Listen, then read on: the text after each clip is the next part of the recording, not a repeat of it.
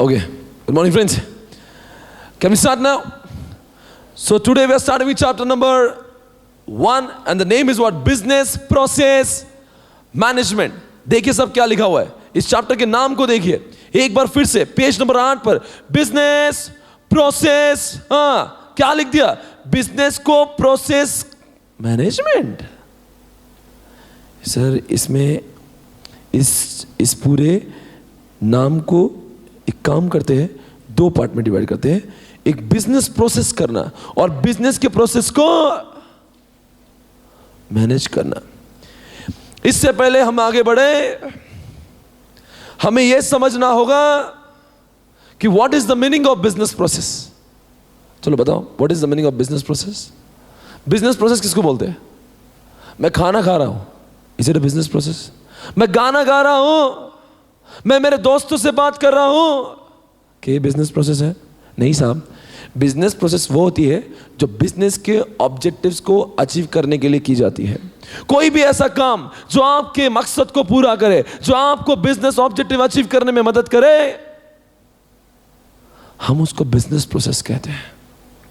जैसे आप बताओ क्या होगा आपके हिसाब से? कुछ तो बिजनेस प्रोसेस आपको समझ में आती है, बताओ बिजनेस प्रोसेस मतलब क्या?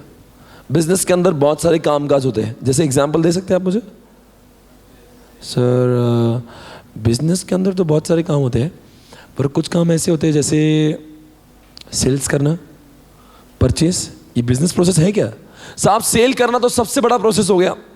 हमारी ऑर्गेनाइजेशन के अंदर तरीके के बिजनेस प्रोसेस होते हैं, जैसे सेल्स, जैसे परचेस, जैसे रिसीट, जैसे लॉजिस्टिक, जैसे बिलिंग। Sir billing? हाँ, अरे इतने दूर क्यों जाते हो यार? प्रोडक्शन। ओ सर एक मिनट, क्या हो रहा है इसमें? ये सारी प्रोसेसेस है क्या? तो क्या करना है इन सब प्रोसेस का? यही तो ऑर्गेनाइजेशन है। ये सारी प्रोसेसेस जब अच्छी हो जाती है तो हमारी बिजनेस अच्छी हो जाती है। जब आप बोलते हो ना ये बिजनेस क्या नंबर 1 है यार, क्या कमाल है यार, क्या अच्छा बिजनेस है यार, वो तब आप कब बोलते हो? जब उसका सेल्स, उसका मार्केटिंग, उसका परचेस, उसका प्रोडक्शन, उसकी इन्वेंट्री, हर कोई चीज जब अच्छी होती है तब वो बिजनेस का नाम बहुत आगे जाता है। कोई बिजनेस एवं ही आगे नहीं जाता, उसके अंदर होने वाली हर प्रोसेस जब अच्छी हो जाएंगी तब वो बिजनेस आगे जाता है। जैसे एग्जांपल, इतने दूर क्यों जाते हो? मेरी ऑर्गेनाइजेशन में आप आए, एडमिशन लिया आपने, वो मेरा एक प्रोसेस है। मैं अभी आपके सामने जो बोल रहा हूं वो एक प्रोसेस है। अगर मेरा टीचिंग करने का प्रोसेस अच्छा नहीं होगा तो आप मेरे स्टूडेंट नहीं बनते। आज इंडिया मेरा स्टूडेंट नहीं बनता। आज मेरी ऑर्गेनाइजेशन के प्रोसेसेस को अच्छा करना जरूरी है। सर इसके पहले भी जमाने में लोग धंधा करते थे, आज अचानक से इतना बिजनेस प्रोसेस मैनेजमेंट के ऊपर दुनिया में फोकस क्यों है? क्या वजह है इसके पीछे? क्यों? देखो साहब कैसा है, 1970 में हम जब बिजनेस कर रहे थे ना तो कंपटीशन थी नहीं। हमारे पापा और दादा ने जब बिजनेस चालू की ना तो तब कंपटीशन थी नहीं, हर धंधे में एक किसी का नाम होता था। It was a monopoly. आज आप सभी देख रहे हो हर धंधे में एक एक चीज को बेचने के लिए 10-10 लोग बैठे हुए हैं।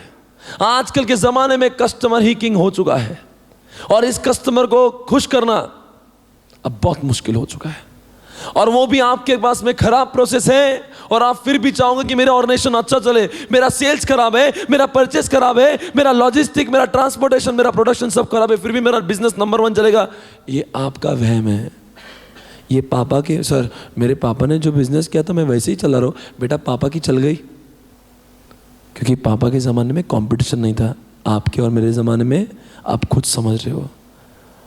आज बिजनेस वही आगे जाएगा जिसके पास में हर प्रोसेस अच्छी हो। अगर मेरा पढ़ाने का प्रोसेस अच्छा नहीं, मेरा एडमिशन अच्छा नहीं, मेरा बुक बनाने का प्रोसेस अच्छा नहीं, तो मेरे स्टूडेंट भी नहीं। हमें हर प्रोसेस को इंप्रूव करना होगा। मैं तो आईसीआई का शुक्रगुजार हूं कि उन्होंने ये चैप्टर को इंट्रोड्यूस किया। ये चैप्टर पहले सिलेबस में नहीं था। आज आईटी को 90% इन्होंने बदल दिया। इस सिलेबस के अंदर 90% चेंज लाया, उसमें ये चैप्टर इंट्रोड्यूस किया और ये चैप्टर पूरी तरह से अमेंडेड है। इसके पहले ये चैप्टर नहीं था। सर ये चैप्टर, मैं तो बोलता हूं आईसीआई ने बहुत अच्छा काम किया, इस चैप्टर को इंट्रोड्यूस किया। आईसीआई मानती है कि यहां पे बैठा हुआ बच्चा कल चल के अपना बिजनेस करेगा, बिजनेस में बहुत सारी प्रोसेसेस करेगा। ये चैप्टर के सहारे से, इस चैप्टर के जरिए से आप अपने धंधे को बहुत आगे लेके जा सकते हो। कल चल के हो सकता है आप सीए नहीं हो रहे, आपका कुछ अलग काम चल रहा है, you may have your own business यार। तो आईसीआई ये चाहती कि ऐसे बच्चों को भी आगे जाने का, आपको यह समझना चाहिए कि दुनिया में लोग बेस्ट क्या प्रैक्टिस फॉलो करते हैं। हमने क्या मान लिया कि अपने घर पे और अपने गांव में, अपने सिटी में जो लोग काम करते हैं वही दुनिया का बेस्ट तरीका। ये आपका वहम है, दुनिया बहुत आगे चले गई है साहब। आईसीआई बोल रहा है कि अब सोने का समय नहीं, अब जगने का समय आ चुका है, अब देखने का समय आ चुका है कि दुनिया में लोग काम कैसे करते हैं। We have to improve the way we do the business. धंधा नहीं बदलना साहब, धंधे करने के तरीके बदलना है। मैं तो कहता हूं साहब, हम वही काम करेंगे जो हमारे पापा ने किया, पर जो पापा ने 20 साल में कमाया मैं वो एक ही साल में कमाऊंगा, क्योंकि मेरे पास में ये चैप्टर है। मैं ज्यादा थकने वाला नहीं हूं साहब, मैं 10 साल ही काम करूंगा, पर इतना काम कर जाऊंगा ना जो मेरे पापा 100 साल में करते थे। मैं चाहता हूं जिंदगी में मजे करूं, पर मैं 10 साल में आगे बढ़ जाऊंगा। बस मैं अपने काम करने के तौर तरीकों को बदल के रख दूंगा। यहां पे पूरे पुणे सिटी में लोग मैनुअल तरीके से एडमिशन लेते हैं, मेरे यहां पे क्लाउड पर एडमिशन होता है। ये मेरा अपना बिजनेस प्रोसेस मैनेजमेंट है यार। एडमिशन ये मेरे ऑर्गेनाइजेशन का सबसे बड़ा प्रोसेस है टीचिंग के बाद। मैंने उसको सही से ठिकाने पे लगाया। मैं दुनिया की बेस्ट प्रैक्टिस फॉलो कर रहा हूँ एडमिशन के लिए। आज मेरा एडमिशन मेरे फ्रेंचाइजी 50 जगह पे कहीं से भी लेते हैं, वो एडमिशन मैं पूना में अपने यहाँ पे बैठ कर देखता हूँ। मैं कल भी टीचिंग ही कर रहा था, आज भी टीचिंग ही कर रहा हूँ। टीचिंग करने का तरीका बदल दिया, धंधे करने के तरीके बदल दिए। इनफैक्ट आपके सामने लेक्चर शूट हो रहा है, ये भी मेरा बिजनेस प्रोसेस ऑटोमेशन और मैनेजमेंट कह देंगे आप। ये मेरा बिजनेस प्रोसेस है। सर इसमें क्या आपने कर शूट होना कैसे बिजनेस है? आप तो वही बोल रहे हो। आप जानते हो ये लेक्चर मैं सिर्फ आपके सामने नहीं दे रहा हूं, ये लेक्चर रोज 100 जगह पे प्ले होगा जो मैं आपके सामने बोल रहा हूं। मैं बैठा हूं यहां पे, पर पूरा इंडिया मुझे सुनता है। अगर मैं ट्रेडिशनल तरीके से टीचिंग करता तो सिर्फ मेरे स्टूडेंट पूना के ही होते। आज मेरे इंडिया में लेक्चर चालू है, इसकी वजह से मैं इतने ही समय में, इतने ही एक दिन में 100 जगह पे लेक्चर लेता हूं। जो लोग 100 दिन में पढ़ाते हैं, मैं एक दिन में पढ़ा लेता हूं। मैंने बिजनेस नहीं बदला, बिजनेस करने के तरीके बदल दिया। आज समय आ चुका है समझने का। आप लोग भी कल्चर के बिजनेस करना साहब, माहौल करना। आपको आपके पास में वो पावर होना चाहिए, वो एज होना चाहिए, बाकी लोग जो सोचते भी नहीं। आईसीआई के इस माध्यम से आज हमें आगे जाने का मौका मिल रहा है। नहीं तो पुराने सिलेबस में क्या था? वो पुराने सिलेबस का आईटी और अब का आईटी साहब जमीन आसमान का फर्क है। उसमें चैप्टर वो थे जिसका वास्तविक जीवन से कोई संबंध नहीं है। डेटाबेस मैनेजमेंट, अरे क्या करेगा बच्चा डेटाबेस के बारे में समझकर? क्या करे? उसको कभी डेटा स्टोर करना भी है? क्या संबंध है उसके जिंदगी का डेटाबेस के साथ में? आज ये चैप्टर दिया तो कम से कम इंसान जिंदगी में कुछ तो काम करेगा। अरे जाने दो यार, आपका धंधा नहीं हो सर, आप बोलेंगे मुझे धंधा नहीं करना, मैं तो सीए प्रैक्टिस करूंगा। अरे सीए प्रैक्टिस करो तो आपके क्लाइंट का तो धंधा होगा। उस क्लाइंट के धंधे में तो आप एडिशन दे सकते हो। उसका धंधा बढ़ाओगे तो आपका धंधा बढ़ेगा। ट्राई टू अंडरस्टैंड, हमारा क्लाइंट जितना आगे बढ़ेगा हमारी प्रैक्टिस भी। अरे आपका क्लाइंट का धंधा बढ़ेगा तो आपको काम बढ़ेगा ना। उसका धंधा बढ़ाने का जिम्मेदारी आपकी। आपकी जिम्मेदारी होगी उसको सिखाने की कि बेटा ये जो सेल तू कर रहा है ना, ऐसे मत कर, वैसे कर जैसा मैं कह रहा हूं। हाँ, ये तू परचेस करना है, बंद करिए नौटंकी, ये चल चल बंद करिए। ये क्या लगा रखा मैनुअल सिस्टम? जब जो काम कंप्यूटर कर सकता है साहब, तुम उसके अंदर इंसानों क्यों डाल रहे हो? Why don't you become more efficient, become fast. Kishore Biyani मेरा बचपन से ही दोस्त है। एक दिन मेरे पास में आया, रोने लगा। मैंने कहा क्यों रोता है? बोले मैं तो लुट गया, मैं तो बर्बाद हो गया, फ्लिपकार्ट ने मेरी बजा दी। मैंने कहा वो तो होने वाला था। कई सालों पहले मैं तुझे बोल रहा था किशोर अपने आप को संभाल, बिजनेस प्रोसेसेस को इंप्रूव कर। किस तरीके का प्रोसेस कर रहा है? मैनुअल। जमाना बदल गया है, अब वो जमाना दूर है कि लोग तेरी शॉप पे आके तेरे शॉप से गुड्स खरीदेंगे। अब तुझे लोगों के घर तक पहुंचना होगा, लोग तेरे घर तक नहीं आएंगे। फ्लिपकार्ट का धंधा आगे बढ़ा है, फ्लिपकार्ट आगे नहीं बढ़ा है। फ्लिपकार्ट ने अपने धंधे के तरीके बदले। सेल एक प्रोसेस है ना, सेल्स क्या बदला है? मोबाइल पे बच्चा आज परचेस करता है। बिग बाजार पे परचेस कर पाओगे? वहां जाना पड़ता है, जाने का टाइम, आने का टाइम, इतना वक्त लगता है साहब। फ्लिपकार्ट पे क्लिक करो, बस you are able to buy it. साहब इतना ही ऑटोमेशन नहीं, जब आप फ्लिपकार्ट से बाई करते हो तो सेल्स ऑटोमेशन हो गया, आपका बिलिंग ऑटोमेशन होगा। बिलिंग करने के लिए बिग बाजार में एक इंसान लगता है, फ्लिपकार्ट में कोई भी नहीं लगता है। नंबर 3, आपका पेमेंट ऑटोमेशन हो गया, you are able to make online payment. साहब बिग बाजार में गिनने के लिए कोई ना कोई लगता है, कैश काउंट करने के लिए, कार्ड को स्वाइप करने के लिए। आज बिग बाजार के बदले आप फ्लिपकार्ट में देखोगे तो सब चीजें ऐसा लगता है इंसान के बदले मशीन कर रही है। धंधा नको बदलो, धंधे करने के तरीके बदलो। जमाना बदलने का है साहब, जो बदल गया वो टिक पाएगा। जमाना बहुत तेजी से बढ़ रहा है, ऐसे वही पुकार रहा है कि आप बदल दो ये सारे तरीके। बिजनेस प्रोसेस मैनेजमेंट करने के लिए सबसे पहले पता होना चाहिए हमारी ऑर्गेनाइजेशन में कौन से बिजनेस प्रोसेस होती है। जैसे फाइनेंस, HR, मार्केटिंग, HR क्या बोलते हैं, inventory, production, sales, purchase, billing, ये सारी हमारी ऑर्गेनाइजेशन की प्रोसेसेस है। इन सबको हमें इम्प्रूव करना होगा। सर कैसे, मतलब क्या होगा, क्या कोई एग्जाम्पल दो ना। मतलब जैसे कि मैंने आपको फ्लिपकार्ट का एग्जाम्पल दिया है, और कहीं एग्जाम्पल है NSC, BSc। सर ये एग्जाम्पल किस बात के लिए? 1960s-70s में जब मैं शेयर्स में डील करता था, 1960 में शेयर्स खरीदने के लिए मैं मुंबई और दिल्ली जाता था। मेरा वक्त खरीदने में कम, आने जाने में ज्यादा जाता था।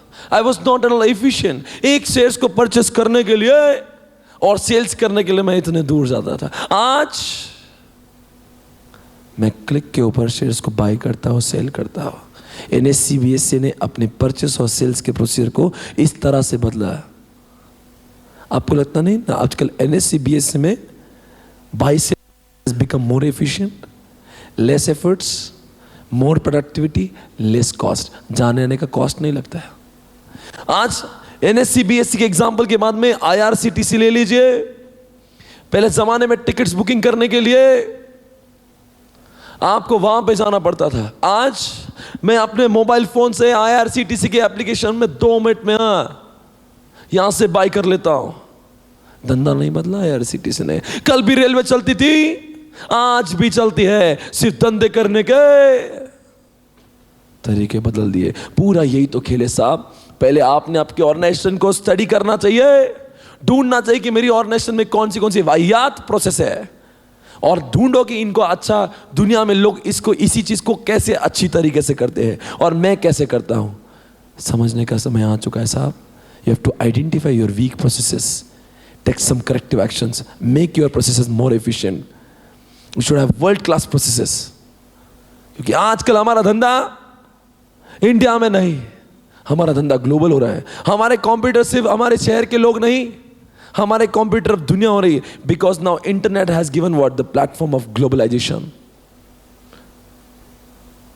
आज बिग बाजार को सिर्फ फ्लिपकार्ट से डर नहीं लगता साहब, अमेजॉन से भी लगता है, वॉलमार्ट से भी लगता है, eBay से भी लगता है। क्यों? ग्लोबलाइजेशन। सर आप ग्लोबलाइजेशन का टॉपिक बीच में क्या डाल रहे हैं? मैं क्या बोल रहा हूं, जितना ग्लोबलाइजेशन हो रहा है उतनी कंपटीशन बढ़ रही है और उतना ही प्रोसेस को इंप्रूव करना, आप बोलो यार, जरूरी है। अगर मैं बुक माई शो की बात करूं तो आज आप लोग अपने मोबाइल से बाय कर सकते हो टिकट्स को। आपको लगता नहीं बुक माई शो अपने आप में एक प्रोसेस इंप्रूवमेंट है? आपको थिएटर में जाकर खरीदने की जरूरत नहीं है। ऐसे कई एग्जाम्पल मैं दे सकता हूं आपको। आजकल प्रोडक्शन के लिए फोक्सवैगन कंपनी में इंसानों से ज्यादा रोबोट्स भरे हुए हैं। हमारे पूना की ही बात है, इस प्रोडक्शन करने के लिए सारे रोबोट्स ही रोबोट्स है। पेंटिंग से लेकर असेंबली से लेकर हर कोई काम इंसानों के बदले मशीन कर रही। सर तो मशीन और इंसान, तुम्हें क्या फर्क पड़ता है मशीन कर रही है? Machine is always more efficient, less cost, less efforts, highly reliable. इंसान छोड़कर जाएगा, मशीन नहीं। 24/7 ऑन, जितना चलना चाहते हो चलाइए। Machine is always ready to rock, ready to work. इसीलिए प्रोडक्शन की प्रोसेस भी ऑटोमेट। अकाउंटिंग यार, अकाउंटिंग, एग्जाम्पल टैली। पहले आप सभी जानते हो सारा काम मुनीम क्या करता था? सारा काम मुंशी जी करते थे, दीवान जी करते थे। आज इन सब का काम हमारा एक सॉफ्टवेयर टैली कर लेता है। पहले वो मुनीम जर्नल एंट्री भी करता था, पोस्टिंग भी करता था, समराइजिंग भी करता था, सॉर्टिंग भी करता था और रिपोर्ट भी बनाता था। पर आज tally, you just have to enter journal entries there, rest everything is managed by what? Tally software. अरे तो यही तो है ना, हम लोग इसकी बात करें। सर इसमें क्या प्रोसेस ऑटोमेशन हो? हम तो बचपन से टैली सुनते हैं, आपने क्या नया बता दिया? आपको यही समझा नहीं, एक प्रोसेस मैनेजमेंट का एग्जांपल है। कौन सी प्रोसेस ऑटोमेट हुई? अकाउंटिंग करना। अकाउंटिंग भी एक प्रोसेस होती है, उसको ऑटोमेशन कर दिया साहब। सिर्फ जर्नल एंट्री डाल देना, अपने आप सब ऑटोमेशन, पूरा ऑटोमेशन। ओ सर और कुछ बोलो, और एग्जांपल दो। इनकम टैक्स डिपार्टमेंट, बोलो आपके हिसाब से इनकम टैक्स डिपार्टमेंट ने कुछ ऑटोमेशन किया क्या? क्या लगता है आपको, क्या ऑटोमेशन किया? पहले जमाने में मैं जब 2007 में आर्टिकलशिप कर रहा था साहब, 3-4 घंटों तक मैं खुद लाइन में रुका हूं, सिर्फ रिटर्न को अपलोड करने के लिए, फाइल करने के लिए। आज क्लिक पे अपलोड करता हूं साहब, इंटरनेट लगा दो बस, इसको लगा दिया तो लाइव झिंगा लाला। सर मतलब कि इसमें कौन सी प्रोसेस अब मैनेज हुई है? यही तो, क्या कौन सी प्रोसेस मैनेज हुई इससे? अपलोड करने की। ये इनकम टैक्स रिटर्न उनका एक तो बिजनेस है यार, लोगों से रिटर्न मांगना, उनका काम उन्होंने ऑटोमेट कर दिया। नहीं तो सारे लोग वहाँ पे पेपर जमा करवाते थे और वो पेपर न जाने कहाँ पे पड़े होते थे। अगर किसी का केस स्क्रूटिनी में आ रहा है तो उसके पेपर रिट्राइवल का ही कितना प्रॉब्लम था कि पेपर कहाँ पे कौन से गोडाउन में किधर पड़े हुए। आज मैं पैन नंबर डालता हूँ, उस इंसान का पूरा कुंडली बाहर आता है कि कौन से साल पे इसने क्या क्या राड़े किए, क्या क्या झोल किए। क्लिक पे आता है, क्लिक पे। धंधा नहीं बदला, धंधे करने के तरीके बदल गए। आज रिसेप्शनिस्ट की बात कर लो, हमारे जमाने में रिसेप्शनिस्ट हुआ करती थी, सर आज नहीं होती क्या? होती है, पर आज का काम अलग है। आज सिर्फ उसको दिखावा है। कल वो एक्चुअल में काम करती थी, लिखती थी कौन सा एम्प्लॉय कब आ रहा है, कब जा रहा है, कब जा रहा है, कब आ रहा है। आज उसके बदले में हमने बायोमेट्रिक डिवाइस लगा दिया, कार्ड स्वाइप करना, नहीं तो थंब लगा देना, बस आने जाने का टाइम अपने यहाँ पे रिकॉर्ड हो गया। तो आपको लगता नहीं पूरा अपना ह्यूमन रिसोर्स का अटेंडेंस शीट पूरा मैनेज हो गया है? हमें बदलना होगा। अगर हम हर कोई प्रोसेस को अगर ऑटोमेट कर देना, अच्छा कर देना, तो आपका बिजनेस का कोई तोड़ नहीं। आज ज़माना है बदलने का। हम लोग इस चैप्टर के सहारे बहुत कुछ सीखेंगे, काम की बात है, जिसकी वजह से हमारा तो फ़ायदा होगा ही, हमारे क्लाइंट्स का भी होगा। आप बोलेंगे सर मैं तो सीए स्टूडेंट हूँ, बेटा कल जाके तो बड़ा होगा सीए होगा ना, तब की प्रिपरेशन आज हो रही है। आज ये चैप्टर नहीं होता तो हमें कभी समझता ही नहीं कि लोग ऐसा भी कुछ कर रहे हैं। मैं तो चाहूँगा आप अपने पेरेंट्स को और अपने भाई बहनों को बताएं, अगर कोई बिजनेस में डील करते होंगे तो बोलिए उनको कि क्या कर रहे हो आप, प्रोसेस इंप्रूव करिए। हम लोग क्या करते हैं, किताबों की बातें क्लास तक छोड़ देते हैं, अपने धंधे की बातें आती तो वही तरीके से दादाजी के तरीके करते हैं। We have to discuss this points with what our family, brothers, sisters and parents. You have to ask them, you have to discuss with them कि आप तुम कौन सा काम करते हो जिसमें तुम्हें परेशानी आती है। पूछिए, साथ में बैठिए, चर्चा करिए। वो बोलेंगे हाँ ये काम करने में, अरे आपके पापा की ऐसी तो आप हेल्प नहीं कर पाते हो, but by making this process automation you can help them out. आज उनका अकाउंटिंग का काम ऑटोमेट कर सकते हो। अगर आपकी कोई शॉप है तो बारकोड सिस्टम लगा दो, आपका पूरा इन्वेंट्री ऑटोमेट हो जाएगा। अरे कितना एफिशिएंट सिस्टम्स है। आप सिर्फ लोगों के दुकान पर देखते हो, आपको खुशी होती देख के, अरे अपने घर में क्यों नहीं, अपने धंधे में क्यों नहीं, लगा दो उसको अपने घर में, अपने दुकान में। बारकोड लगाने के बाद में you are able to manage your inventory efficiently. सब कुछ समझता है, एक क्लिक पे आपको मालूम चल सकता है कि मेरे दुकान पे कौन सा प्रोडक्ट कितना बचा हुआ है। Make it automated, make it more efficient. सारी बातें समझ में आ रही है? मेरी फ्रेंड है चंदा, आप सभी जानते हो चंदा जी, आप मेरी फ्रेंड को जानते हो ना चंदा जी। आईसीआईसीआई बैंक कह रहा हूं,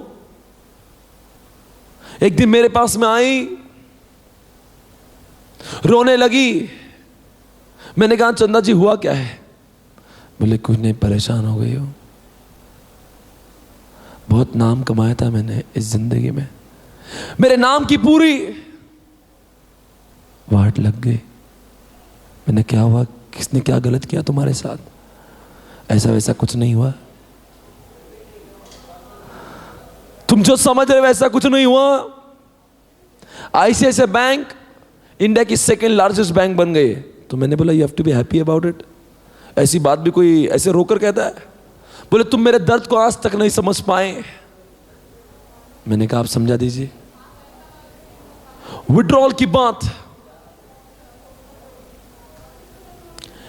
चंदा जी कहने लगी कि विड्रॉ करने के लिए आईसीआईसीआई बैंक में कोई विड्रॉ करने आता है तो 3 से 4 घंटे वो सिर्फ बैंक के लाइन में चक्कर काटता है। अरे साहब उनका क्या गुनाह है जिन्होंने मेरी बैंक में अकाउंट खोल के रखा है? कितने अरमान, कितने सपने, कितनी उम्मीदों के साथ लोग आईसीआईसीआई बैंक के पास में, तो और मैंने क्या सेवाएं की है? मैंने इनजस्टिस किया है उनके उम्मीदों से, उम्मीदों के मुताबिक उनको कुछ नहीं मिला।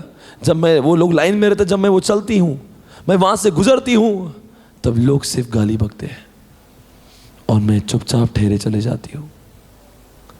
उन लोगों की गलती नहीं है, प्रोसेस मैनेजमेंट मेरा खराब है, मेरी ऑर्गेनाइजेशन का विड्रॉल खराब है, मेरी ऑर्गेनाइजेशन का डिपॉजिट का प्रोसेस खराब है। मैं चाहती हूं तुम मेरी मदद करो। चंदा जी कहने लगी मेरा प्रोसेस फास्ट होना चाहिए, विड्रॉल फास्ट होना चाहिए, डिपॉजिट फास्ट होना चाहिए। आईसीआईसीआई में जो एटीएम लगा है ना, मैंने बोला था, I advised her, come on baby relax. मैं हूं ना, बिजनेस प्रोसेस मैनेजमेंट का चैप्टर पढ़ाता हूं। ऐसे प्रोसेस मैनेज करेंगे ना, दुनिया देखते रहेगी, ड्रामेटिक इंप्रूवमेंट लाएंगे। बोले किसकी बात कर रहे हो? रिलैक्स, मैं तुम्हें कुछ ऐसे ऑटोमेशन टूल दूंगा जिसकी वजह से तुम्हारा धंधा वही रहेगा, धंधे करने के तरीके बदल जाएंगे। हम एटीएम लगाएंगे चंदा, हम ऑनलाइन बैंकिंग करेंगे चंदा, हम मोबाइल बैंकिंग करेंगे। इसके बाद विड्रॉ करने के लिए लोग आपकी बैंक में नहीं, घर से ही अपने आप, हाँ पूरा, हाँ मोबाइल से, हाँ लैपटॉप से भी। बैंक में आने की जरूरत नहीं चंदा, रिलैक्स, मैं हूं ना। ऐसा सॉफ्टवेयर बनाएंगे। नारायण जी को मैं जानता हूं। नारायण जी कौन? इन्फोसिस यार, उनका क्या संबंध है? फिनाकल सॉफ्टवेयर को जानती हो? नारायण जी ने बनाया हुआ है। बोले तो आईसीआईसीआई में भी लगा देंगे, इसको लगा देंगे, फिर देखना all the processes of your bank will become what? Automated, और फिर you will become more efficient, your services will be more reliable, less costly. बहुत मजा आएगा। खत्म हो गया मेरा concept. I hope everybody is understand the concept of BPM। Sir ये आपने जो बोला, ये ऐसा लगता है आप BPA की बात कर रहे थे, बिजनेस प्रोसेस ऑटोमेशन की। बिल्कुल सही बोल रहे हो आप। पर सर इस चैप्टर का नाम तो BPA नहीं है, ये तो बिजनेस प्रोसेस मैनेजमेंट है। दोनों में क्या फर्क है? ध्यान से देखिए।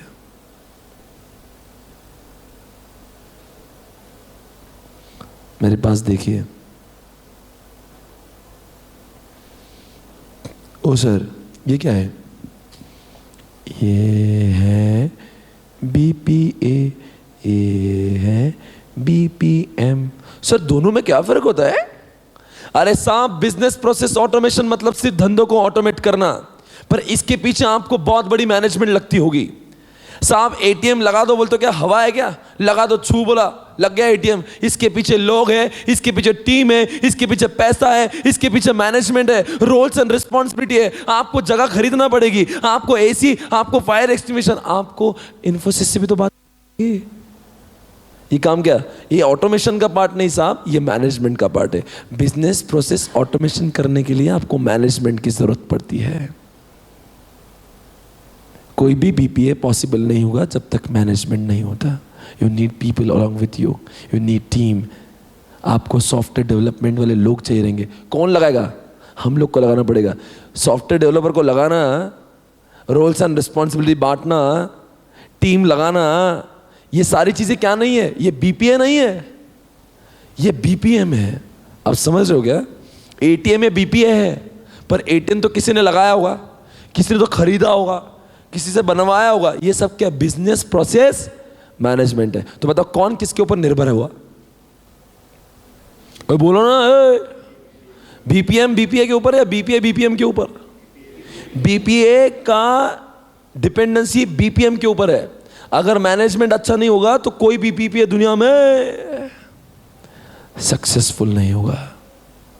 लोग लगे, you need people along with. यार खेल थोड़ी ना है यार, इतना सारा काम करवा के लेना पड़ेगा आपको लोगों से। क्या क्या हर कोई चीज़ सॉफ्टवेयर थोड़ी ना है। मेरे यहाँ पे मैंने सॉफ्टवेयर लगाया एडमिशन के लिए, तो सॉफ्टवेयर ऐसा लगा दिया, इंस्टॉल कर दिया, तो हो गया क्या? मुझे मेरे एम्प्लॉय को ट्रेनिंग देना पड़ी, ये मैनेजमेंट है। मैंने मेरे डेवलपर को रिक्वायरमेंट बोली, ये मैनेजमेंट है। उसको मैंने पैसा दिया, मैनेजमेंट है। मैंने बैंक से लोन लिया, ये मैनेजमेंट है। मैंने उसके लिए कंप्यूटर्स खरीदे, ये मैनेजमेंट है। सॉफ्टवेयर आने के बाद में ऑटोमेशन होगा, पर ऑटोमेशन कब होगा? जब मैनेजमेंट है। I hope you are understanding the concept of BPM, right? Draw करते क्या? लगाओ, चिट्ठी लगाओ साहब। पेज नंबर कहाँ पे हो आप? पेज नंबर मैं आपको लेके जाता हूँ। पेज नंबर 8 पे लगा दो बस।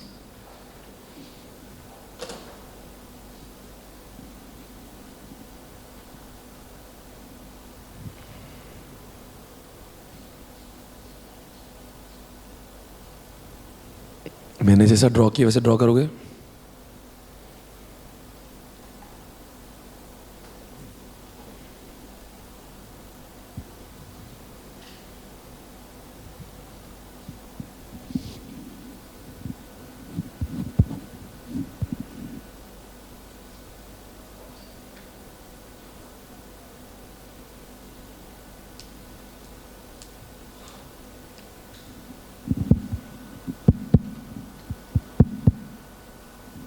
हो गया कि? अब लिखो। मैं आपको विकी के पास लेके जाता हूं। एक बार विकी से पूछ लेते हैं, ए विकी बोल रहे, ए विकी, विकी है? ये रहा विकी आपके सामने। इसके डेफिनेशन का दुनिया में कोई चैलेंज नहीं है। ध्यान से देखना विकी बीपीएम के बारे में क्या बोलता है। Check it out. BPM is a management science, अच्छा, दैट फोकसेस ऑन क्या लिख दिया?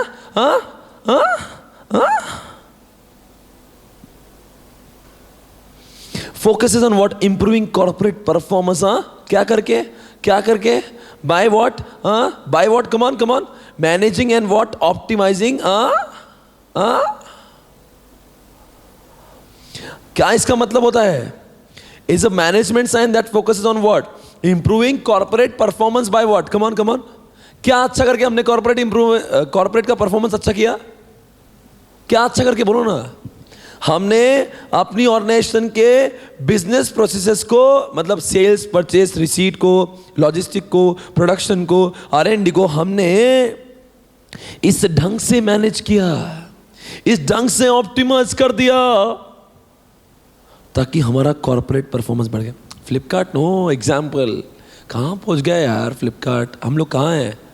हमारे सामने पैदा हुआ है 2007 में, 2014 में इतना आगे निकल गया है कि आज लोग उसका एग्जाम्पल सेट कर रहे। बेंचमार्क हो गया, वो इतने फास्ट ग्रोथ कर लिया उसने ई कॉमर्स की इस बिजनेस में, और बैकबोन में खास तरीके के प्रोसेस लगाई है। उसने आपका CRM अच्छा किया है, उसने अपना SCM अच्छा किया है, कस्टमर का कैसा सर्विस देता रहे।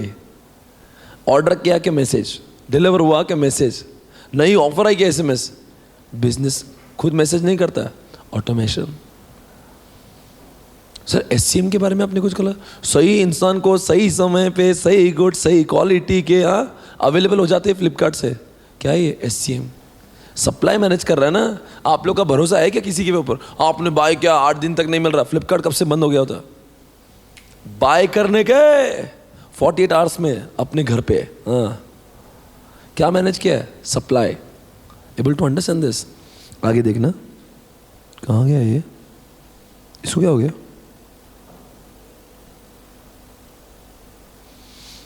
अच्छा, तो ये बात है। क्या हो गया मुन्ना?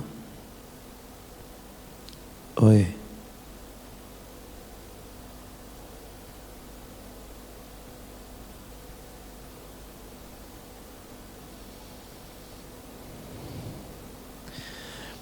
एक मिनट।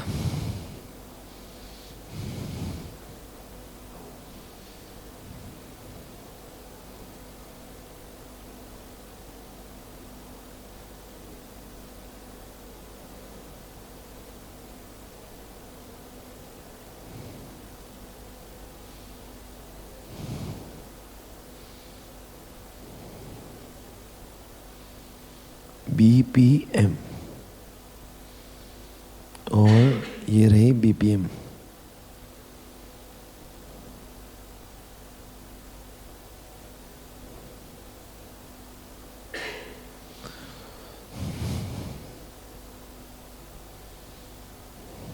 क्या लिखा है देखो आगे।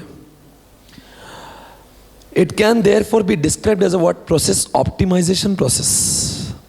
It is argued that BPM enables, enable, क्या enable? Enable, what? Come on, enable ordination to be what? Come on everybody, what? अरे बोलो यार, efficient, more effective and what? More capable of change than what? Functionally focus, traditional मतलब जो काम आपके traditional धंधे में चल रहा था उससे हम अधिक एफिशिएंट हो जाएंगे, उससे हम लोग अधिक इफेक्टिव हो जाएंगे। हमारा रवैया ही कुछ अलग होगा, हमारे काम करने के अब तरीके ही कुछ अलग होंगे। हम पहले से मुताबिक आप ज़्यादा एफिशिएंट बन जाएंगे, हमारा नाम पहले से ज़्यादा हो जाएगा, कॉम्पिटिटिव एज मिल जाएगा। वही लिखा है। देखो, this process can impact on what? Cost and revenue. आपको लगता है कि फ्लिपकार्ट के कॉस्ट कम है या बिग बाजार की? क्यों फ्लिपकार्ट की कम हुई? ना कोई मॉल का रेंट लगता है, ना कोई इलेक्ट्रिसिटी लगती है, ना कोई बिलिंग वाला बंदा लगता है, कुछ भी नहीं लगता, ना कोई मेंटेनेंस होगा, सारी चीज़ें ऑनलाइन हो जाती है ना। आ जाओ। देखो क्या लिखा है, मैं कुछ खास बातें बताता हूँ।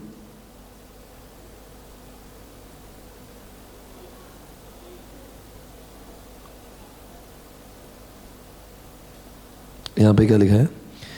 As managerial approach, BPM sees processes as what? Strategic assets of an organization that must be what? हमने पहले हमारी ऑर्गेनाइजेशन को समझना चाहिए। ध्यान से देखो, विकी क्या बोल रहा है, पहले समझो, समझ कर मैनेज करो और उन्हीं चीज़ों को क्या करो? इम्प्रूव करो। क्या समझो? अरे बोलो ना, क्या समझो? मतलब वो क्या बोल रहा है, पहले तो आपकी बिजनेस को आप समझो, अंडरस्टैंड किसको, कि हमारी ऑर्गेनाइजेशन में कौन सी बोलो रे भाई, प्रोसेस चल रही है। फिर उसके प्रोसेस का क्या ढूंढो? वीकनेस ढूंढो और फिर उन्हीं चीज़ों को क्या करो? इम्प्रूव करो। और इम्प्रूव करने के बाद में चेक करो कि वो सब इम्प्रूवमेंट की वजह से फ़ायदा हो रहा है कि नहीं, मॉनिटर करो। ये 4 चीज़ें होती है BPM में। कौन सी? पहले समझ लो, स्टडी करो, उसकी वीकनेस ढूंढो। मान लीजिए मेरा वीकनेस सेल्स मेरा बहुत ही ख़राब है, मैं बहुत लेट डिलीवर करता हूँ, तो मैंने क्या करना चाहिए? वीकनेस को ढूंढना चाहिए, फिर मैंने सेल्स को और अच्छा करना चाहिए, इंप्रूव करना चाहिए, और बाद में मॉनिटरिंग करना चाहिए। समझ में आ रहा है आपको? Everybody understood this? पक्का? Sure? Yes, check it out. हम लोग बढ़ेंगे अब आगे। अब मैं आपको लेके जाऊंगा कुछ ऐसे कॉन्सेप्ट्स के ऊपर जो अब मजा। आई hope you understand the concept of BPM। आपको समझ में आया ना? What is BPM? कोई इसमें शक या सवाल? कोई भी नहीं? पक्का? एक 5 मिनट अब एक काम करना, मैं जो बोलता हूँ वो लिख लेना, है ना? अब मैं आपको ये समझाऊंगा बीपीएम क्या है और ये सब। कभी भी आपने फ्यूचर में बीपीएम ये चैप्टर स्टार्ट करा तो पहले ये चिट्ठी से देख लेना कि क्या क्या लिखा हुआ है। लिखो, ऐसा लिखो। पहली बात तो वाई बीपीएम, आखिर क्यों, वाई, वाई बीपीएम। बोलो साहब बीपीएम क्यों? अरे बोलो ना। आपको लग रहा है कंपटीशन बढ़ रही है। पहली बात तो कंपटीशन के ऊपर, कंपटीशन बढ़ रही है क्या? नहीं। आपने वाहियात प्रोसेस भेजा, आपने सेल्स टाइम पे नहीं करा, अच्छी क्वालिटी के गुड्स नहीं दिए, आपका अकाउंटिंग अच्छे से नहीं कर रहे हो, तो आपके पास में कस्टमर आएंगे क्या नहीं आएंगे? बोलो यारो, लिखो। Because of huge competition, because of huge competition. बोलो आगे बोलो। Because of huge competition, nowadays it's very difficult to survive. Nowadays, it is very difficult to survive.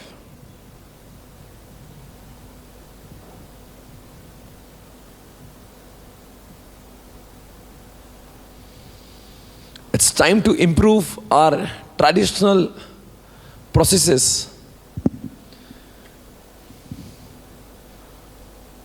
It's time to improve our traditional processes like marketing, HR,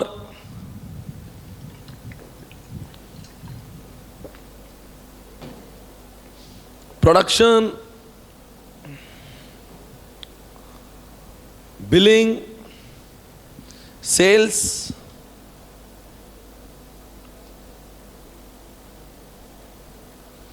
etcetera. समझा क्या? है guys, are you there? पक्का? अब लिखना आगे। That is Y, अब बताओ ये सब इंप्रूव करना तो क्या करना पड़ेगा? That is why BPM concept was introduce to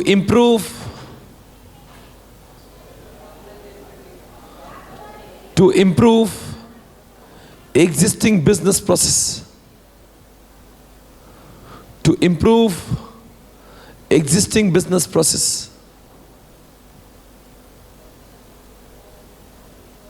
लिखो इफेक्ट ऑफ बीपीएम या फिर बेनिफिट्स ऑफ बीपीएम।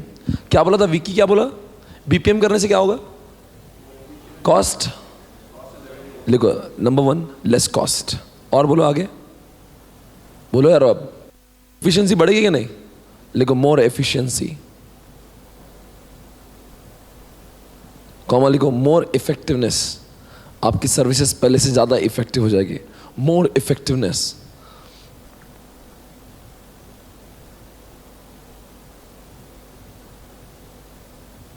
समझा क्या? हाँ, तो बताओ। अब लिखो वो examples of business process improvement. Examples of business process improvement.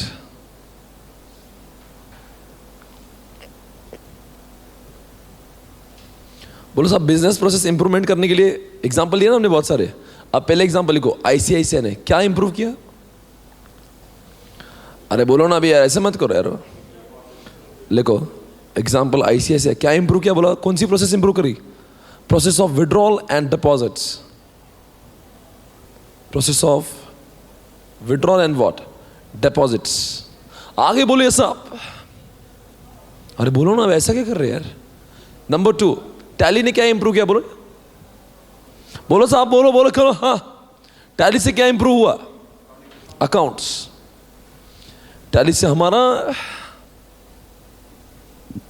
Accounting improve हुआ।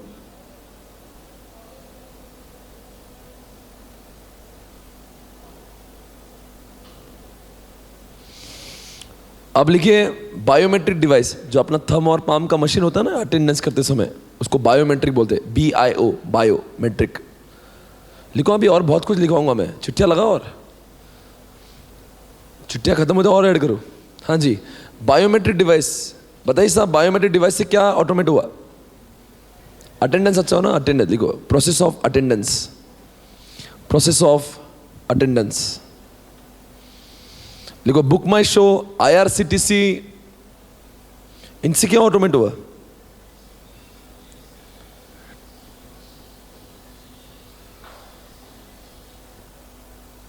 टिकटिंग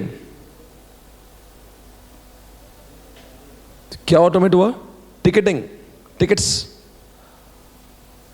NSC BSc,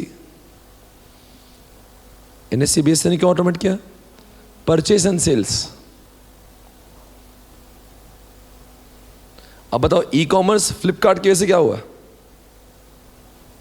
बताओ साहब, फ्लिपकार्ट ने क्या ऑटोमेट किया? सेल्स, सेल ऑटोमेट हुआ उनका, बिलिंग ऑटोमेट हुआ, पेमेंट ऑटोमेट हो गया। चलो बस,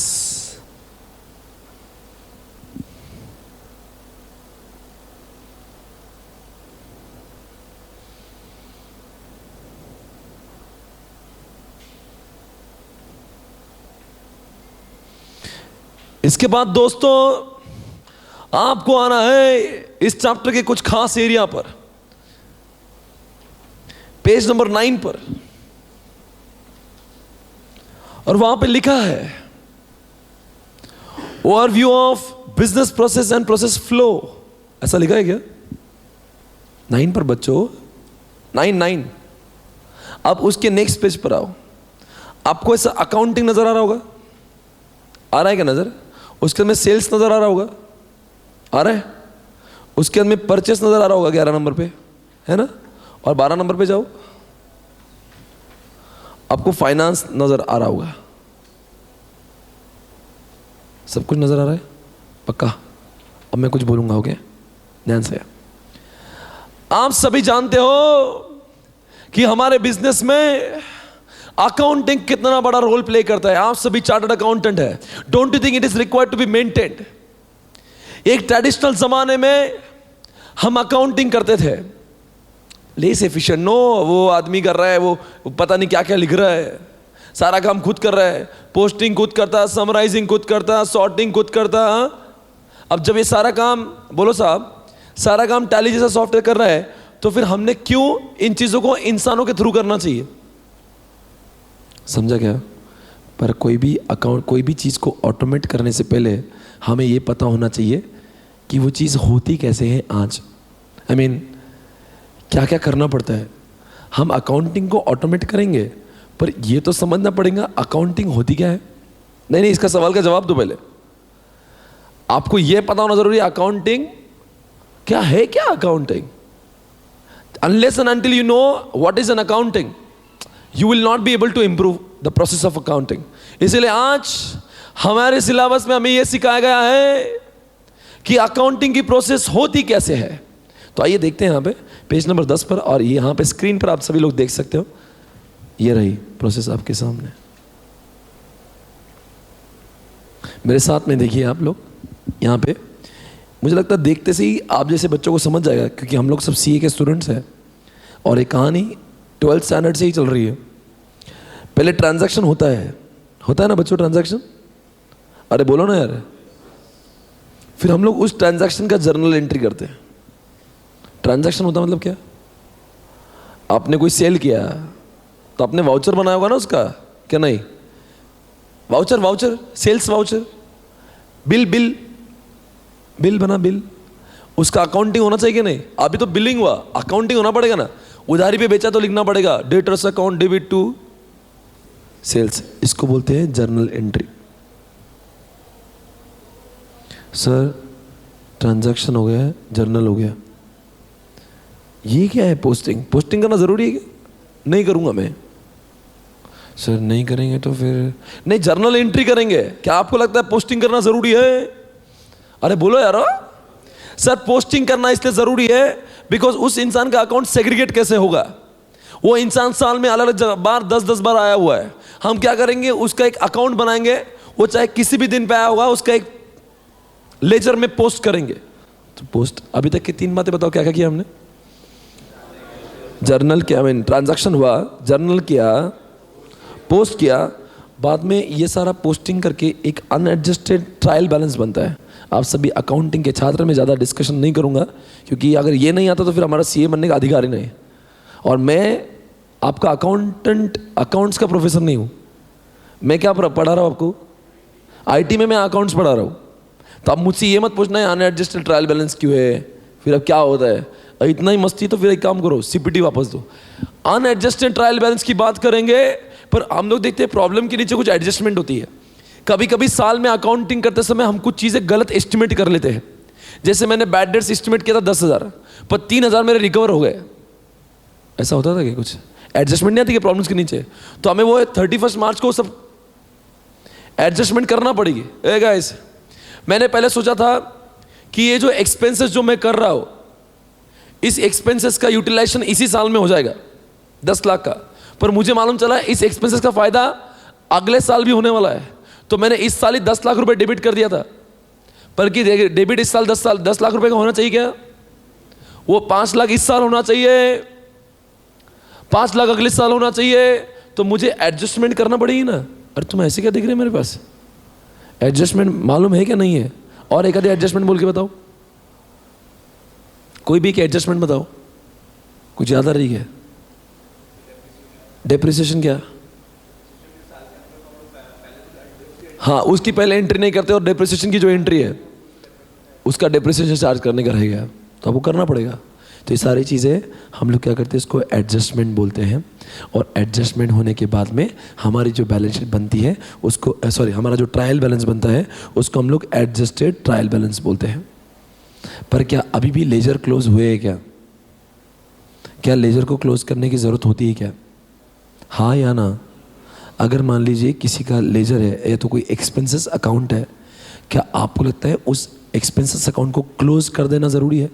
नहीं तो उसका इम्पैक्ट, सैलरी अकाउंट है या कोई भी अकाउंट है, आप पता नहीं, it has to be closed. अरे कैसे लोग, आपको क्लोज करना ज़रूरी क्या नहीं? अरे क्लोज करेंगे ना, नहीं तो अगले साल ये एक्सपेंसेस अगले साल भी शो करेगा ना वो, नहीं तो फिर अगले साल के एक्सपेंसेस इस साल के एक्सपेंसेस सब एक साथ में हो जाएंगे ना। अगर वो इस साल में एक्सपेंसेस हुए हैं तो उस लेजर का क्लोज होना इसी साल जरूरी है भाई, क्लोज करना होगा, नहीं तो आगे कैरी फॉरवर्ड हो जाएगा वो। हाँ हाँ हाँ हाँ, तो क्लोज करेंगे, तो क्लोज कर देंगे, फिर हमारी क्या बनेंगी? बैलेंस शीट बनेंगे। ये हमारा ट्रांजैक्शन है। क्लियर? बोल के बताओ वापस से, बोलो सब, सबसे पहले क्या आएगा? अब इसमें गलती मत करना, ये बहुत बेसिक चीज पढ़ा रहा हूं, इसमें दिमाग मत लगाओ ज्यादा। बताओ सब, सबसे पहले क्या होगा? सर ट्रांजैक्शन होगा, बोलो रे आगे, फिर जर्नल करेंगे, पोस्टिंग करेंगे, अनएडजस्टेड ट्रायल बैलेंस बनाएंगे। ये एंडिंग पे जब एडजस्टमेंट्स होगी उसको देख देख के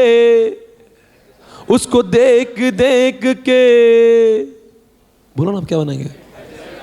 एडजस्टेड ट्रायल बैलेंस बनाएंगे। पर सारे प्लेयर्स को हमें क्या करना पड़ेगा? क्लोज करना पड़ेगा। और जब हम लोग क्लोज करेंगे तो फिर बैलेंस शीट बन जाएगी। और यही हमारा अकाउंटिंग का प्रोसेस है। सर एक बात बुरा मत मानिए, ये पढ़ा है, ये अच्छा लगा, इसको आईटी में क्यों पढ़ा है? ये इसलिए पढ़ा है कि हमें अब ये समझना होगा इसमें से कौन सी चीज़ हम ऑटोमेटिक कर सकते हैं। आप मुझे बताओ, आप टेक्नोलॉजी का इस्तेमाल करके इसमें से क्या चीज़ों को ऑटोमेट कर सकते हैं? बताओ कौन से काम अब इंसान नहीं करेगा? अगर वो मुनीम होता तो सारा काम अपने आप ही करता। आगे बोलो ना। क्या मैं टैली का इस्तेमाल करके कुछ चीजें अब अवॉइड या फिर ऑटोमेट कर सकता हूं? बोले सब, कौन सी चीजें ऑटोमेट हो जाएगी? सर ट्रांजैक्शन तो होगा ही, ये तो ऑटोमेट नहीं, मतलब आपको जर्नल क्या ये भी ऑटोमेट हो जाएगा? ऐसा टैली में वाउचर रखा तो अपने आप नहीं, मतलब मैं पूछ रहा हूँ, ऐसा तो आपके पास कोई ऐसा टैली क्या बेटा? नहीं ना, ओके। जर्नल तो करना ही पड़ेगा। उसके बाद में बताओ पोस्टिंग, क्या आपको लगता है ये पोस्टिंग ऑटोमेट हो जाएगी? बोलो साहब। हाँ सर हो जाएगी, कोई डाउट ही नहीं है। टैली में हम लोग जर्नल, तो मैं यहाँ पे सिर्फ क्या लिखता हूँ? ए। क्या लिखता हूँ? ए। अब बताओ अनएडजस्टेड ट्रायल बैलेंस क्या हुआ? क्या ये भी ऑटोमेटेड हो जाएगा? ए।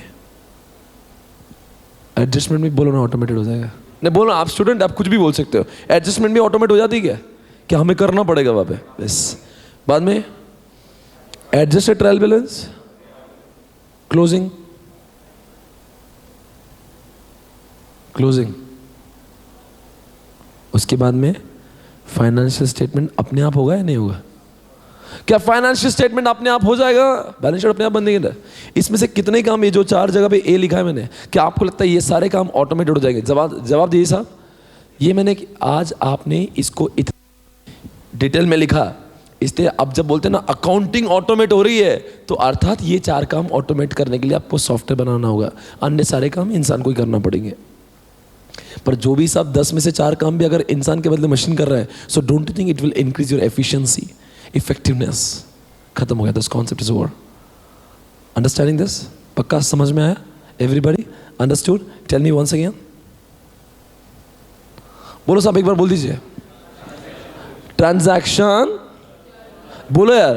Transaction, journal, posting, unadjusted trial balance, adjustment, adjusted trial balance, closing. खत्म हो गया? कोई शक? ये एक सवाल हो गया हमारे।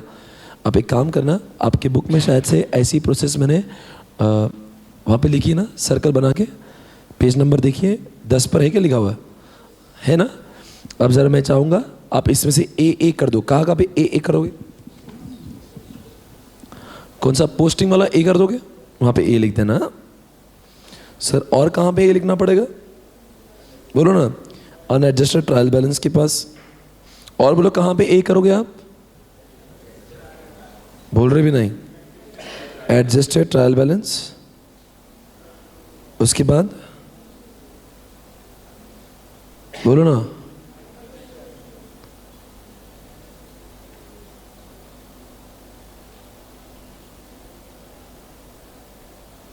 फाइनेंशियल स्टेटमेंट के पास भी कर दीजिए।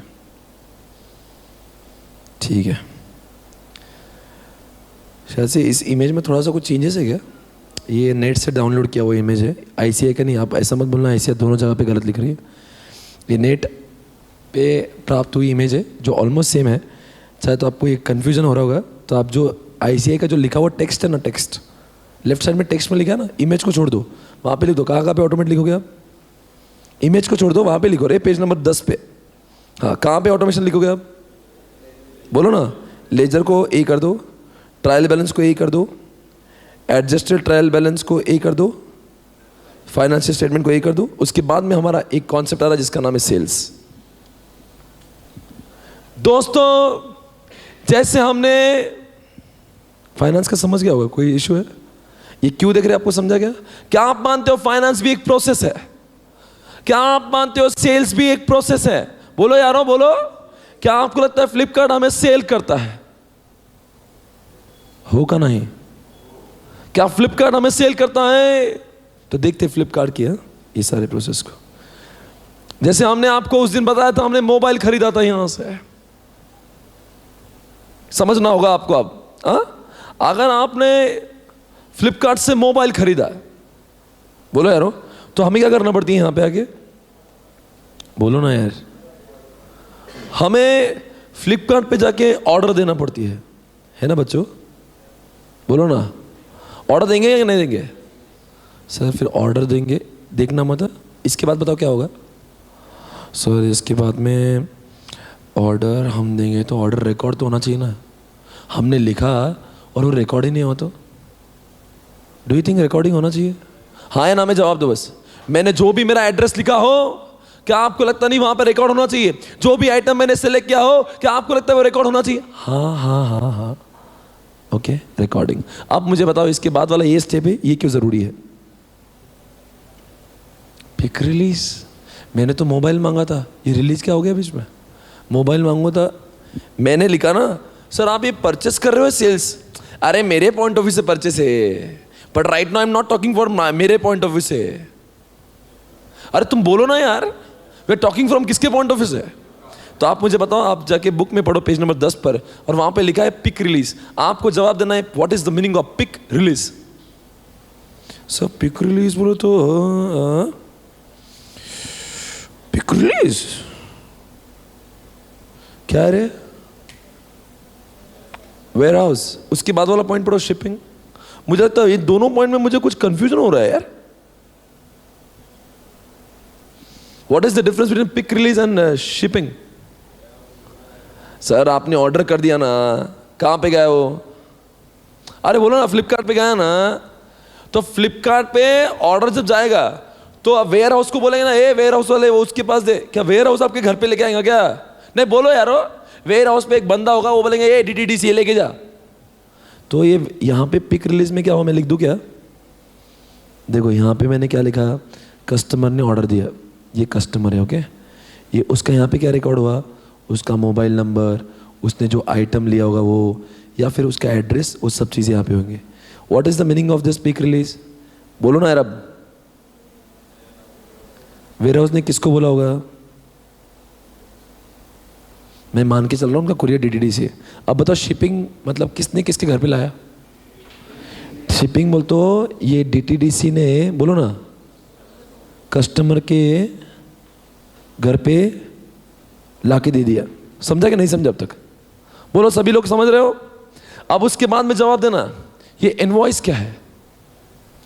आप जब फ्लिपकार्ट के ऑर्डर देखते हो, वो जो पैकेट मिलता है ना, वो पैकेट के ऊपर ही एक इनवॉइस छपा होता है, और आपको उससे भी शांति नहीं मिलती, आपको एक इनबॉक्स में भी ईमेल आता है।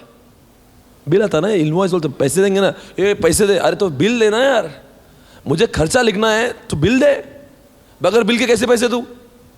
तो मुझे बिल में न चाहिए। अगर मैंने मोबाइल खरीदा तो I should get bill from what, Flipkart. वो इनवॉइस हो गया बेटा। ये कौन देगा बच्चों? अभी बोलो ना, किसको तो कौन देगा? अब बताओ इसके बाद में आपके हिसाब से क्या होना चाहिए? रिसीट। किस बात की रिसीट? वो सर इनवॉइस में और रिसीट में क्या फर्क होता है? Once I make the payment, अगर वो कैश ऑन डिलीवरी है तो वो मुझे क्या देगा? इनवॉइस। फिर मैं क्या दूंगा? ये ले पैसे। फिर वो जाएगा नहीं, ए भाई पैसे दिया, कल चल के तू बोलेगा नहीं दिया हमको, ला रिसीट, ला कैश रिसीट। कौन लेगा किससे?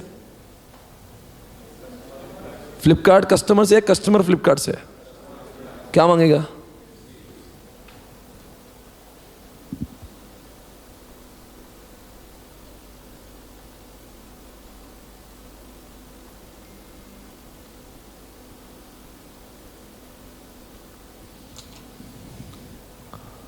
क्लियर? कोई शक या सवाल? सर ये क्यों पढ़ा हमने? क्यों पढ़ा बोले तो आपको सेल्स को ऑटोमेट नहीं करना है क्या? हमने आपको विकिपीडिया से यही समझाया था कि जब तक आप कोई चीजों को समझ नहीं लेते, आप उसका ऑटोमेशन, बोलो ना, कर सकते या नहीं कर सकते हो? तो बताओ, मेरा सवाल है, ये 6 पॉइंट्स एक बार बोल के बताओ, फिर मैं आपसे पूछता हूँ क्या क्या ऑटोमेट कर सकते? बताओ कौन से 6 पॉइंट्स है? बोल सकते? आपको समझ गया ना?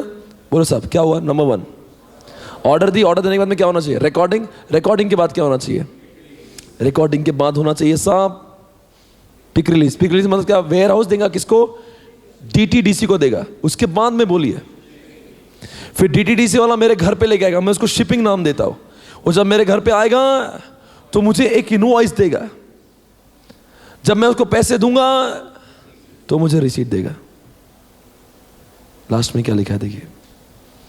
सर ये रिकंसिलेशन बोल तो क्या? हाँ, पैसे किसको दिए मैंने? DTDC वाले को। मेरे को बेचा किसने? फ्लिपकार्ट ने। तो फिर अभी किसका सेटलमेंट होना बाकी है? अरे अभी तो बहुत झमेले बाकी, अपना काम खत्म हुआ, अपने तो मोबाइल लेके अपना चालू हो गया। अभी तो DTDC वाले will have to deposit funds in what, the bank of, in the accounts of Flipkart, and Flipkart will have to make the payment to the person who has supplied the mobile phone. वो आपस में झोल करे, हम examination में लिख देंगे reconciliation होगा। फ्लिपकार्ट अपने बुक में क्या रिकंसाइल करेगा? जितने का मोबाइल गया था उतने पैसे बैंक में आए कि नहीं, ये रिकंसिलेशन है। रिकंसाइल समझता है क्या? बोलते हैं भाई 6000 का मोबाइल बिका होगा तो वो चेक करेगा 6000 रुपए। ये कौन करेगा रिकंसिलेशन? हाँ, फ्लिपकार्ट वाला करेगा ना रिकंसाइल के, भाई जितना गया था वो उतना कैश आया कि नहीं आया। समझ में आया? वापस से बोल के बता दे एक बार, कॉन्सेप्ट खत्म हो गया। बोलो एक बार जल्दी से। कस्टमर ऑर्डर, अब मैं दिखाता नहीं हूँ इधर, ओके, ऐसे ही बोलो। अच्छा, कस्टमर ने ऑर्डर किया, बोलो क्या होगा? रिकॉर्डिंग। फिर क्या होगा? वो पिक रिलीज करेंगे। पिक रिलीज के बाद में क्या होगा? वो शिपिंग होगा, फिर हमें क्या मिलेगा, इनवॉइस, फिर हम उसको क्या देंगे, पैसे, फिर वो क्या देंगे हमें, रिसीट, फिर वो रिसीट क्या होगी बाद में, रिकंसिलेशन होगा। अब चलो इस सारी बातों में बताओ कौन सी चीज होगी जो ऑटोमेशन हो सकती है। होशियार बच्चे जवाब दे। अगर मैं फ्लिपकार्ट की वेबसाइट पे गया तो आप मुझे बताओ कौन सी चीजें हो जाएगी ऑटोमेट। अरे कस्टमर की ऑर्डर लिखने के लिए कोई इंसान बैठा है क्या वहां पे, तो फिर ये भी हो गया ऑटोमेट। क्या रिकॉर्ड करने के लिए कोई बैठा है क्या वहां पे, ये भी क्या बन गया, पिक रिलीज। ये काम बोल तो वेयर हाउस ने दिया डीटीडीसी, क्या ये काम भी ऑटोमेट होगा, नहीं। शिपिंग हवा में, छू बोला तो गुड्स नहीं आएंगे। शिपिंग को तो यहाँ पे बोले तो उसको ही have to come here to Pune to deliver the goods. Invoice automation, वो तो आपको ईमेल से अपने इनबॉक्स में मिल जाएगी, ऑटोमेशन। रिसीट, रिसीट बोलते अभी ये कैसा है, वो बिलिंग सिस्टम होगा, वो लेकर आएगा ना बिलिंग सिस्टम तो रिसीट दे देगा। नहीं तो अभी ये दोनों भी ऑटोमेशन भी हो सकता है, मैनुअल भी होगा। और ये क्या होता है, रिकंसिलेशन भी ऑटोमेशन होता है। ये पूरा बैंक के थ्रू अपने आप रिकंसाइल होता है, ये इंसान नहीं करता। वो ईआरपी सिस्टम कुछ चेक करेगा जितना पैसा गया उतना बैंक से आया कि नहीं। तो इतनी सारी चीज़ों को हम लोग ऑटोमेट कर सकते हैं। आप प्लीज़ वहाँ पे लिख दीजिए ए ए ए ए। कहाँ पे लिखोगे ए, कस्टमर ऑर्डर ए है क्या, हाँ है। रिकॉर्डिंग ए है क्या, हाँ है। पिक रिलीज नहीं है, शिपिंग नहीं है। आप लिख रहे हो ना, कहाँ पे हूँ मैं, पेज नंबर 10 और 11 पर हो। वापस से बोलता हूँ, कस्टमर ऑर्डर ए है क्या, हाँ है। रिकॉर्डिंग ए है क्या, हाँ है। पिक रिलीज नहीं है, शिपिंग नहीं है। और इनवॉइस है ना, बिल जैसे पेमेंट होता ना, जैसे वहाँ से गुड्स निकलते तो सिस्टम बिल निकाल के देगा एक, इनवॉइस। रिसीट, रिसीट डिपेंड करता है, वो छोड़ दो। और लास्ट में रिकंसिलेशन, वो भी पूरा सिस्टम ऑटोमेटेशन, वो ऑटोमेशन हो जाएगा ए। तो इतनी सारी चीज़ें हम लोग कर सकते हैं automated. And the last process guys,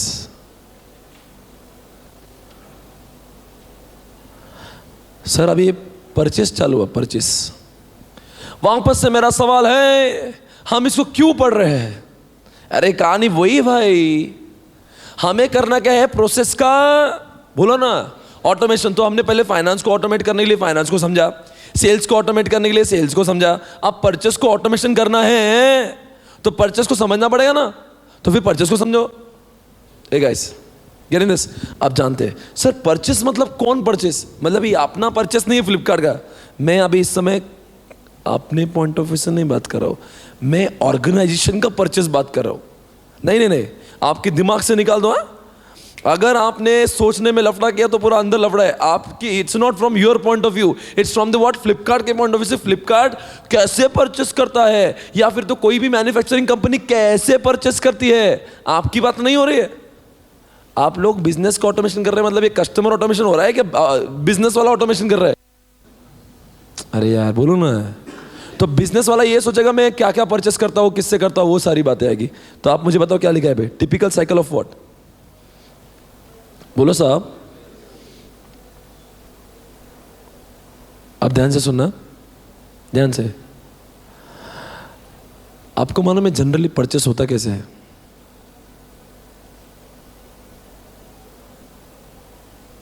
मैं कुछ कहना चाहता हूँ क्या, ध्यान से सभी लोग ध्यान लगाए। 2 मिनट का ध्यान दोगे तो सब समझ जाएगा, कुछ भी डिफिकल्ट नहीं है।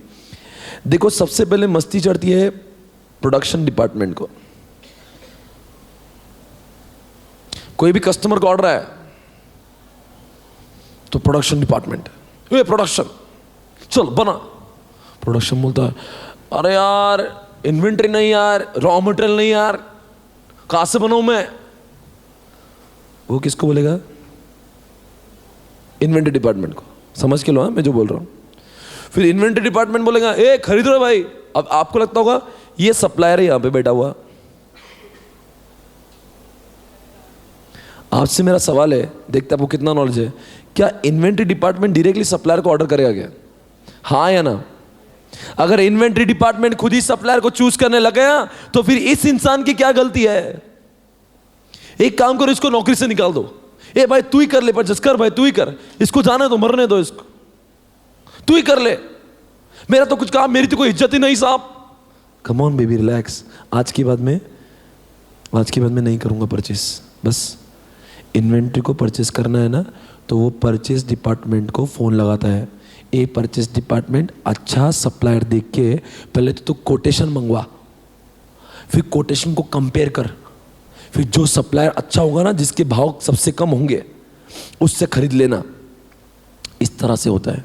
फिर हमारे घर पे गुड्स आते हैं, फिर हम लोग उसको पैसे देके फाइनल करते हैं। आपको समझ में आया कैसा प्रोसेस होता है? Clear everybody? बताओ प्रोडक्शन वाला किसको बोलता है? इन्वेंट्री। इन्वेंट्री किसको बोलेगा? परचेस। परचेस किसको बोलेगा? सप्लायर। और सप्लायर क्या देंगे? डायरेक्टली नहीं होगा साहब, कोटेशन भेजेंगे, सबसे सस्ता कोटेशन आएगा, उसको सेलेक्ट करेंगे, फिर वो अपने को गुड्स आएंगे, फिर इनवॉइस आएगा, हम लोग पेमेंट करके फाइनल करेंगे। इसी चीज़ों को समझने के लिए स्लाइड बनाई है, दैट्स ऑल। आज का ये ब्रेक से पहले आपका ये अंतिम सवाल, बताओ साहब क्या हुआ? परचेस रिक्वेशन आपके हिसाब से किसने किसको भेजा होगा? ये देख लीजिए, आगे देखिए। नहीं देखिए ना, परचेस रिक्वेशन भेजा। अभी मैंने तो आपको बहुत अंदर लेके गया था प्रोडक्शन से, इन्होंने वो पहले स्टेप्स लिखे नहीं। यहाँ पे लिखा है, कौन किसको बोलेगा? इन्वेंट्री। बोलो रे, इन्वेंट्री किसको बोलेगा? परचेस। अब मुझे बताओ, रिक्वेस्ट फॉर कोट कौन किसको बोलेगा? अरे बोलो ना, ऐसा थोड़ी नहीं करते। परचेस टू सप्लायर, समझा? फिर अब क्या होगा उसके बाद? कोटेशन कौन किसको भेजेगा?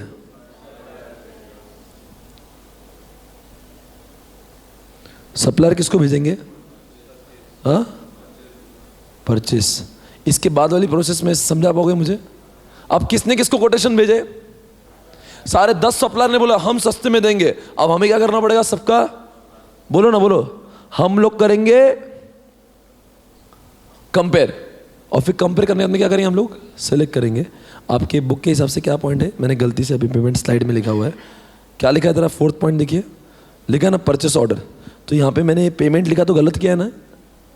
इधर देखो, कोटेशन आए तो मैं क्या करूँगा? पहले परचेस ऑर्डर करूँगा। किसको? To what? Come on guys,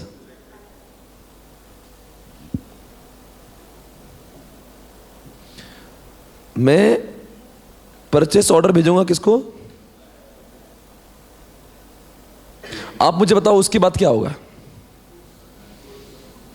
क्या भेजेगा वो मुझे? गुड्स भेजेगा और साथ में मुझे रिसीट देगा। और बाद में क्या लिखा है यहाँ पे? हम लोग पेमेंट करेंगे। किस बात की रिसीट? रिसीट का मतलब यहाँ पे आप समझ लीजिए इनवॉइस है। अरे अब मेरे घर पे सप्लायर मुझे भेजेगा ना, क्या तो मैं बोलूँगा ना भाई दे मुझे कितना पैसा देना है, तो वो इनवॉइस है। यहाँ पे रिसीट लिखा है पर उसका मतलब इनवॉइस हुआ। और हम लोग क्या करेंगे? इनवॉइस का क्या करेंगे? बोलो साहब, पेमेंट करना पड़ेगा ना, क्या फोकट में थोड़ी ना है। तो ये पेमेंट हुआ, खत्म हो गया। बताओ सारे पॉइंट्स कौन से हुए? बोलो बोलो साहब, चलो पहले परचेस रिक्वेशन किसने किसको भेजा? इन्वेंट्री ने भेजा परचेस डिपार्टमेंट को। परचेस ने बोला ए सप्लायर हो, चलो मुझे कोटेशन भेजो। सबने भेज दिया कोटेशन। फिर सबके कोटेशन में क्या हुआ? बोले यारो, सबके कोटेशन का हुआ कंपैरिजन। आगे बोले। फिर हमने एक को ऑर्डर दिया, परचेस ऑर्डर। फिर उन्होंने हमें क्या दिया? ये लो भाई बिल, ये लो रिसीट। फिर हमने बोला लाओ रिसीट। फिर हमने क्या दिया उसके बदले में? खत्म हो गया। ये आपके बुक में ऐसे दिया, चेक कर सकते हैं। अंडरस्टूड? या एवरीबॉडी श्योर? ठीक है, ये था हमारा क्वेश्चन परचेस वाला। इसी तरह से हमने आज 3 प्रोसेस देखी। बताओ कौन से?